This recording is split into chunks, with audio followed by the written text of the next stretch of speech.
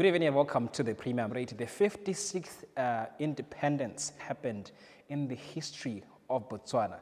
Remember that this is a show that we bring to you as entrepreneurs and also career people, especially right now for you to understand your roots, where you come from as a country, as a nation, and why are the things the way they are now. And when we're talking about history, what does that mean about the future that we are getting into it? I think it's somebody who say that those that don't know their history come from as a nation, and also to get to celebrate the things that we get to celebrate for. This show is probably brought to you by Launches Studios in partnership with the Stanbic Bank of Botswana and Holland Life Botswana. Our wide range of insurance products guarantee to get you and your loved ones back on track when life hits a short left. Better futures start with Holland. Let's get into understanding as we safely assume that the country actually is 56 years of age. But I want to clarify this because I think it's one of the most important things for us to start with. Botswana is not 56 years old. When the Bantu-speaking people were moving down in Africa, and as you know, they're in this country. Now, this is why it's very important for us to start the journey here, to really understand where this soils, where we are, where did they come from, and exactly the things, the development that has been happening on the soils since then to now. How many of them have actually been informing the cultures that we have and also the history that we have as a country. Now, Botswana has grown from being in fact, was the second poorest country in the world to becoming the fastest growing economy also in the same world that we exist in. And today we're going to be taking the history of the country that we've been talking about for years. And as you know, we can't talk about Botswana if we don't get to talk about the president and the nation in which that they are supposed to get into that. And let's look at some of the things that has been happening for that. I think one of the most fundamental part of the country to really understand is the story behind the Botswana's independence. And as you know, it was 3 guys who were with their entourage who took a road trip to the UK. And for those of you who studied history and also understand the history of this country, you also understand what that actually meant when it was happening. And that same particular time, the 1960s, I made a research about exactly what was happening, not only in Botswana, but also around the world. If you look at the Western countries like America, for example, this is where the civil rights movement were also fighting the racism that was happening in their time when black people were being oppressed just for being black. And in our neighboring country here, we do have countries like South Africa that were experiencing apartheid that went even into 80s. Imagine from 1960 to 1980. That's a long time, 20 years of apartheid. And some of this apartheid, which is the Day of the African Child, which talks about the history of what happened in South Africa when people were being massacred and killed by the apartheid regime of that was happening in that particular time. But most people either don't know or they don't want to talk about what happened on June 14, the same exact year, right here in the Republic of Botswana, when the same people came here. If some of you know South 3 Mall, right here. Yeah, just in front of Riverwalk Mall, on the way to Main Mall, there were same gun-shooting people who were when all of this was happening. But let's go back into Seretse Khama, the father to the former president, Seretse Khama, Ian Khama. I think that's a cool word only today because of people who get married these days. When you are Elisa Soros, now and who birthed the Republic of Botswana. Now, saying there was apartheid regimes, and there was more of those activities that were happening at the same time, where now people were being oppressed, and when the people were coming into our country wanting to take over everything that we had, there were people that stood up to say, hey, we're not going to let this happen. We need to do something about it. And these guys took the road trip. They went to see Mamusadinyana and his people, and then they cut a deal. Now, this is one particular thing that I think we need to always look into, because it was one of the most important part of the history that most of us don't get to really appreciate. In that same time, the Great Britain was going around the world, taking big countries like India. Imagine as big, India right now has over 1.5 billion people. And in the same particular time, it had almost as big population as it had. And right now, as we speak, Botswana is the only country that was held by Britain, but it was never a colony of that country. Now look at India. India got colonized by Britain. So it was possible that the Great Britain would have taken over and colonized this country. But the deal that these guys cut was to now negotiate a protectorate deal to say, hey, we're not asking you to come and colonize the country. We're asking you to protect us from our enemies. And this is why some of you see the developments in this country were so slow around the same time, because I think it was as the plan of God, all the Botswana until now. So this is from those people. What's very that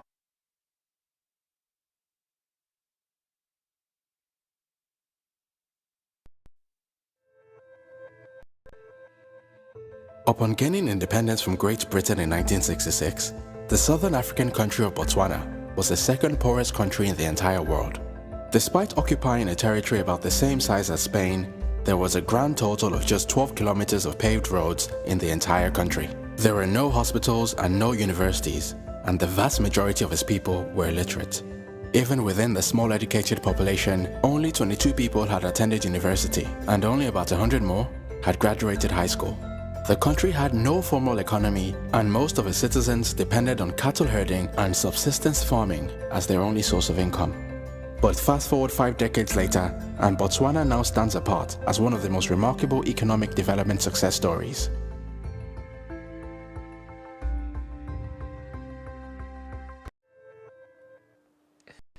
You see, that same particular story is exactly one of the biggest pride that we must have in the country that we have.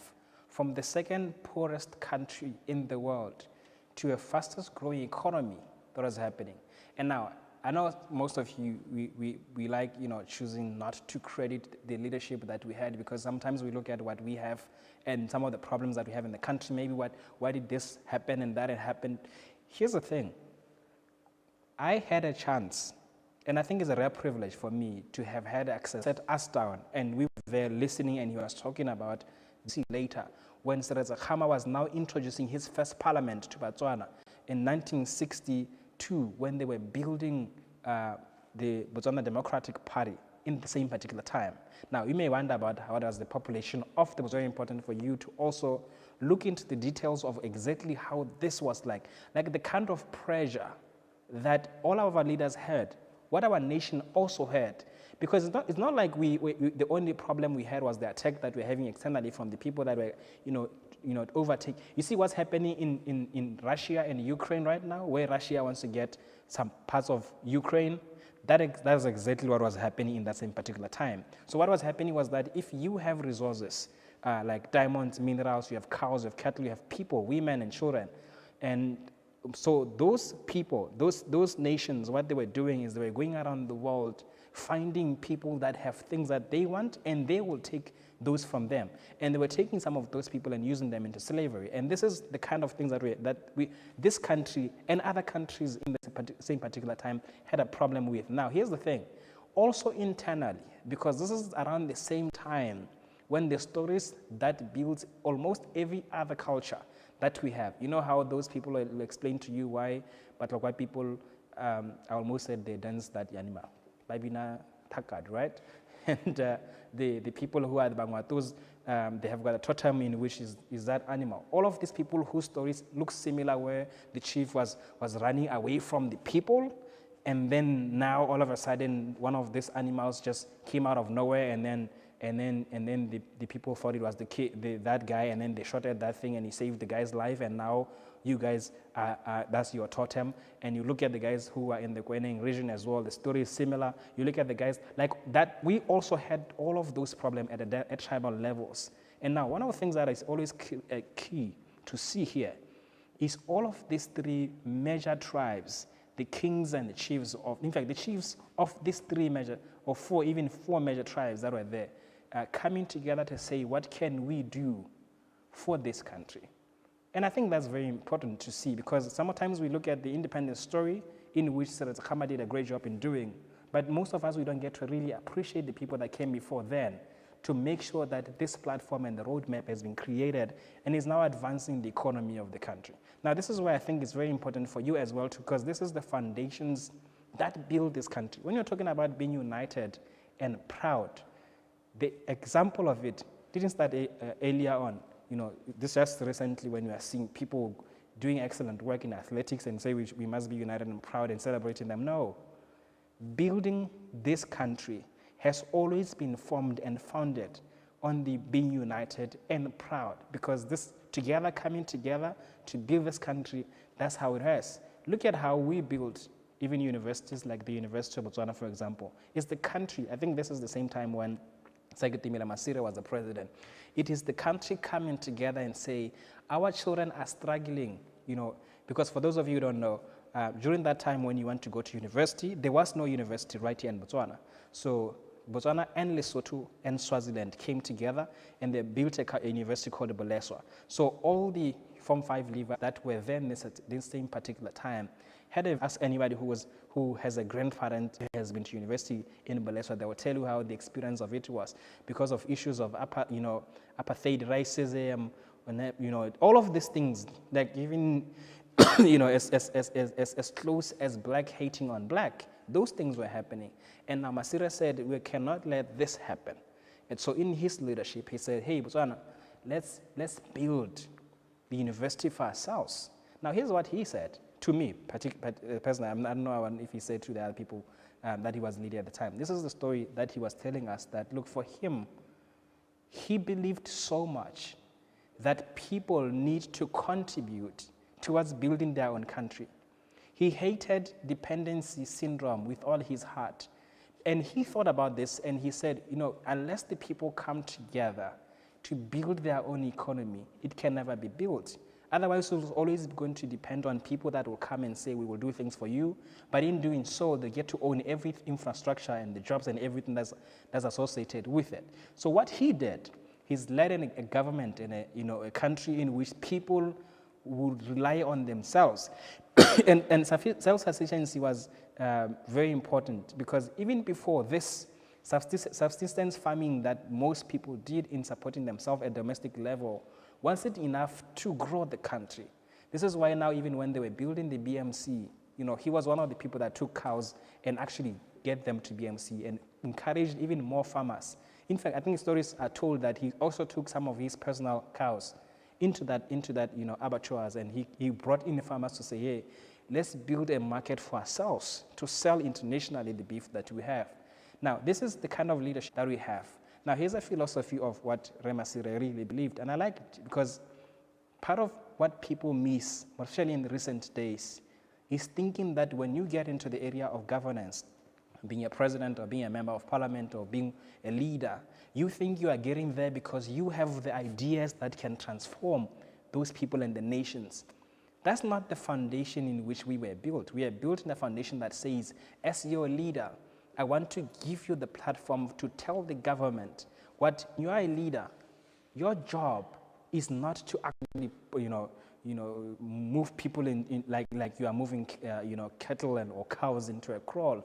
You need to sit down and talk with them. Now, I want you to listen to what Remasire said. This was an interview that was done during one of the leadership lectures that he was doing with Mo Ibrahim, who's from South Sudan, great billionaire. He used to come here. I attended one of the seminars where they would talk about, what leaders do, or should leaders partner with the people in doing what needs to be done? I think leadership can mean running the government on the face of it very well, but not necessarily being all there in governance. In governance, you feel people must have a say.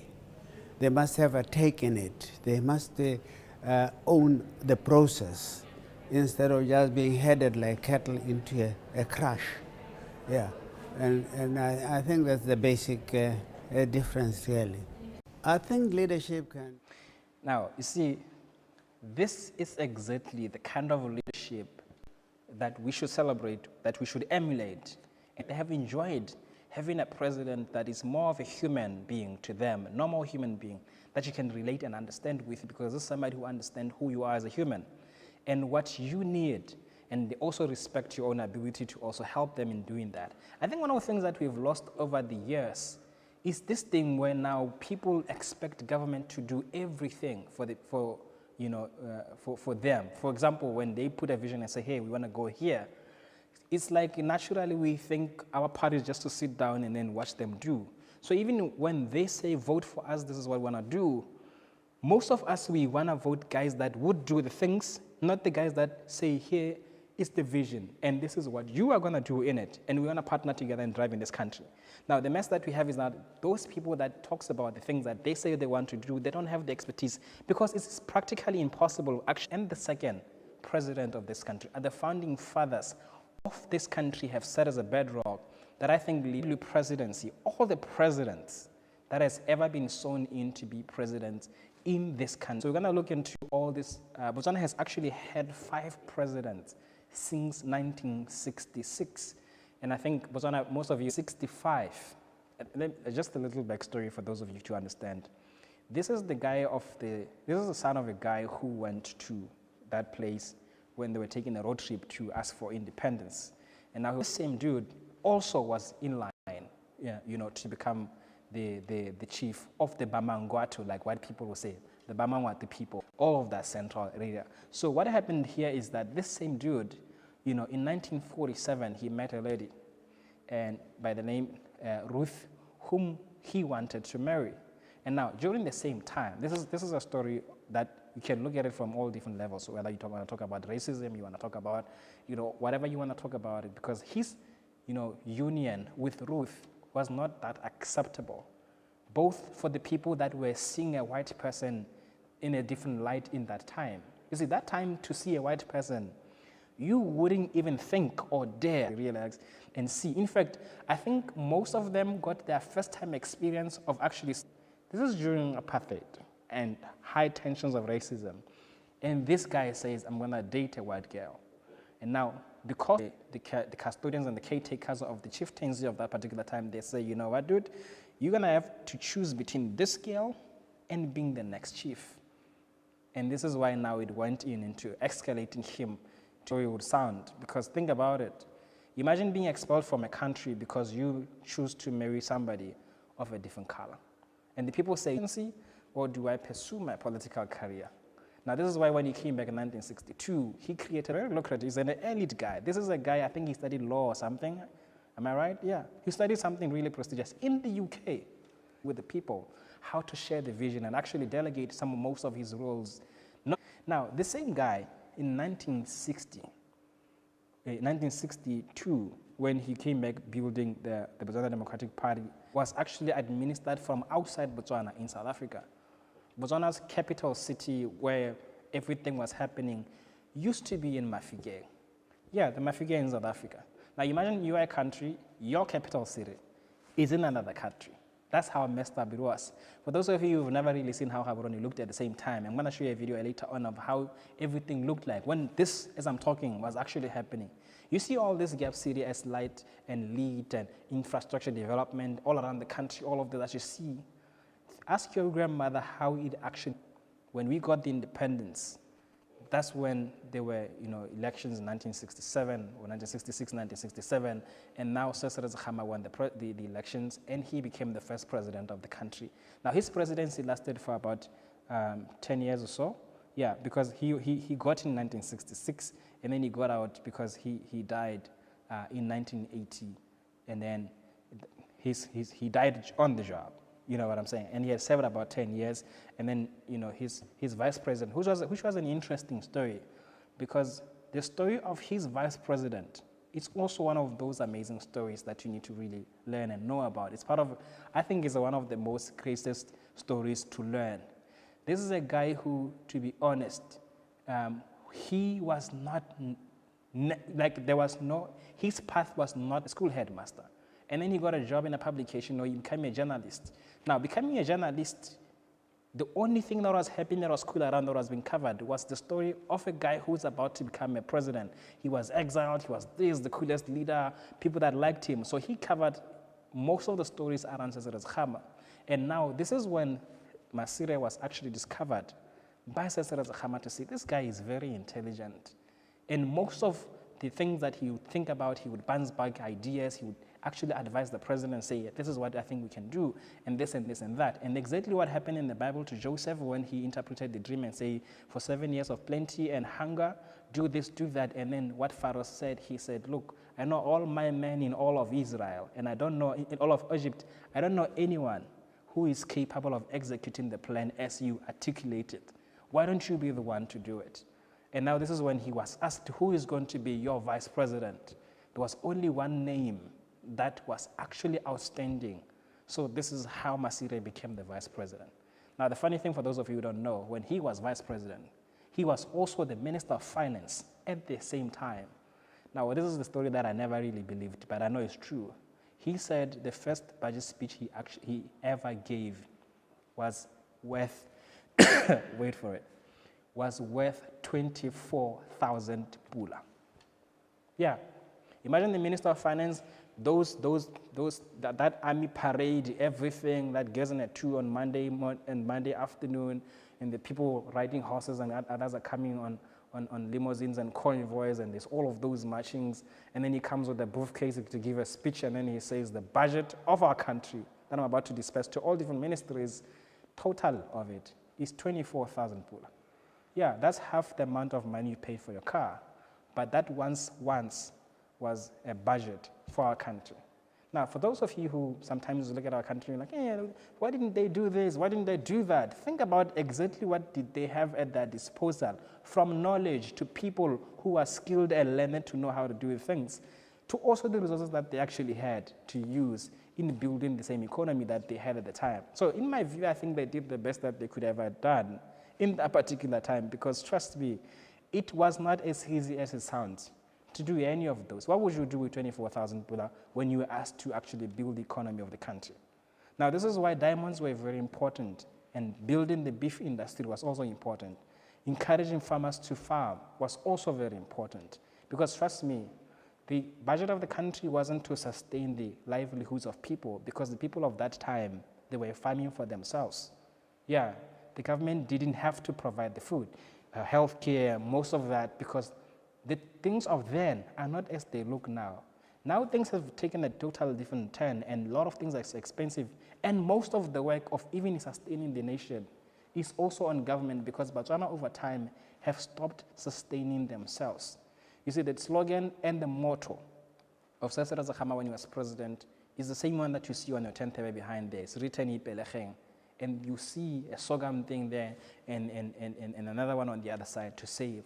Go to the farms, plant, grow, do agriculture, because that's how your life is going to be sustained. And most of government's budget was focused on Sasira Zakhama's, presidency into Masire went in. And this is a guy, like I said, who was president and also Minister of Finance at one point. Know this, because most people just assume his vice president was Festus Honteba Yamachai. A lot of people don't know who was Masire's vice president. I know some of you are thinking like, wait, what? He was at some point, but who was? Because the first parliament, look at it, go to the archives and see, the first parliament, the first few parliaments, how many faces of white people were in the cabinet? Compare that to what you see now with the cabinet that you see. I think right now we have one member of parliament who is white, if it still has happened. When the parliament was built, the guys that could actually be there in the parliament, they were white people.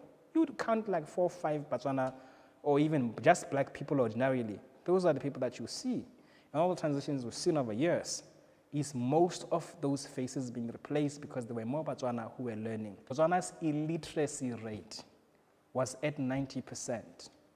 90% of the population of the country was not learned. None of them has been to school. And those are one of the things that they have. Right now, as we speak, Botswana has 85%, if not 90%, literacy rate.